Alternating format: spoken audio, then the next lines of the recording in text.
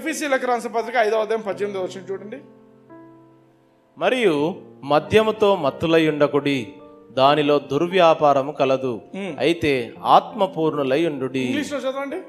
And be not drunk with wine wherein excess, but be filled with the spirit. Be filled with the spirit. Yesu ప్రభువు అన్నాడు, ఎవరికైనా దప్పికైతే నా యుద్ధకు వచ్చి తాగండి. ఇక్కడ ఏమంటాడు Paul? Be filled with the spirit. Be filled, నింపబడాల, ఓవర్ఫ్లో అయ్యేంతగా నింపబడు. నువ్వు క్రైస్తవును అంటే దెర్ ఇస్ వన్, నేను ఇంకొకసారి ఎప్పుడైనా చెప్తాను, ఈ efficiency 5:18 there is a beautiful word from this. And ఈ టీచింగ్ చాలా బాగుంటుంది, బట్ ఈరోజు టైం లేదు. నేను చెప్తున్న విషయం ఏంటంటే ఎఫెసీ 5:18 ప్రకారము ప్రతి క్రైస్తవుడు కూడా పరిశుద్ధాత్మతో నింపబడాలి. పరిశుద్ధాత్మతోని ఆ యొక్క పరిశుద్ధాత్మతో నింపబడినప్పుడు ఇమ్మీడియట్గా వచ్చే ఎవిడెన్స్ ఏంటి? భాషలో మాట్లాడాలి. హల్లెలూయా, హల్లెలూయా, ఆమేన్. అపోస్తల కార్యంలో పౌలు భక్తుడు చెప్పే మాట చూద్దాం. 1 కొరింథీ 14:18. నేను మీ అందరికంటే ఎక్కువగా భాషలతో మాట్లాడుచున్నాను, అందుకు దేవుని స్తుతించెదను. హల్లెలూయా, హల్లెలూయా. పౌలు ఏమంటున్నాడు? నేను మీ అందరికంటే కూడా నేను భాషలో ఎక్కువ మాట్లాడుతున్నాను. అందుకే ఆయన రోల్ మోడల్ మనకు. పౌలు ఏమంటాడు?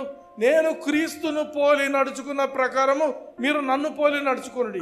ఏం చేస్తున్నాడు ఆయన? భాషలో మాట్లాడుతున్నాడు. క్రీస్తును పోలి నడుచుకున్న ప్రకారం మీరు నన్ను చూసి నడుచుకోండి, నన్ను పోలి నడుచుకోండి. ఆయన భాషలో మాట్లాడుతున్నాడు అందరికంటే ఎక్కువ. మనం ఏం చేయాలి? మనం కూడా భాషలో మాట్లాడాలి. హల్లెలూయా, ఆయన ఒక మోడల్. దేవుడు ఆయన ఒక మోడల్గా పెట్టిండు బైబిల్లో. హల్లెలూయా, మనం కూడా భాషలో మాట్లాడాలి. 1 కొరింథీ 12వ అధ్యాయం 13వ వచనం చూడండి. ఎలాగనగా యూదులమైనను గ్రీసు దేశస్థులమైనను దాసులమైనను స్వతంత్రులమైనను మనమందరము ఒక్క శరీరంలోనికి ఒక్క ఆత్మయందే బాప్తిస్మము పొందితిమి. ఆమేన్. ఒక్క శరీరంలోనికి. ఆ శరీరం ఏంటని చెప్పాను? క్రీస్తు. క్రీస్తు అనే శరీరంలోనికి మనం బాప్తిస్మం పొందాము. ఎవరి వల్ల? ఒకే ఆత్మ వల్ల, పరిశుద్ధాత్మ దేవుని వల్ల. ఆమేన్.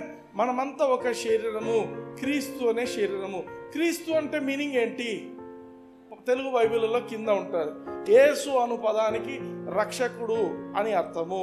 క్రీస్తు అను పదానికి అభిషిక్తుడు. అభిషిక్తుడు అంటే అభిషేకింపబడిన వాడు. హల్లెలూయా. ఇప్పుడు ఆయనలోనికి నువ్వు ఒక భాగంగా పోతున్నావు.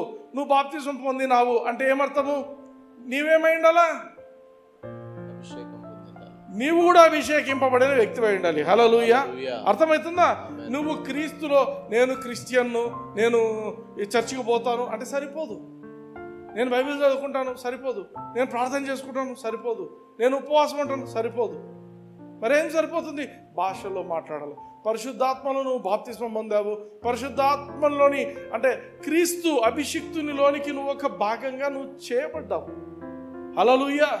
ప్రతి క్రైస్తవుడు, యేసు క్రీస్తును నమ్ముకున్న ప్రతి ఒక్కరు కూడా పరిశుద్ధాత్మలో బాప్తిస్మము పొందాలని దేవుని యొక్క కోరిక. హల్లెలూయా, ఆమేన్. అందుకే ఒకసారి చూద్దాం యెషయా గ్రంథం 41వ అధ్యాయం 17వ వచనం. మరోసారి చూద్దాం ఇంగ్లీష్లో. దీన దరిద్రులు, English, when the poor and needy seek water, when the poor and needy, when the needy. బాగా గమనించండి. యూ షుడ్ రికగ్నైజ్, నేను పరిశుద్ధాత్మలో నేను బాప్తిస్మం పొందకపోతే ఐఎమ్ ఏ పూర్ పర్సన్.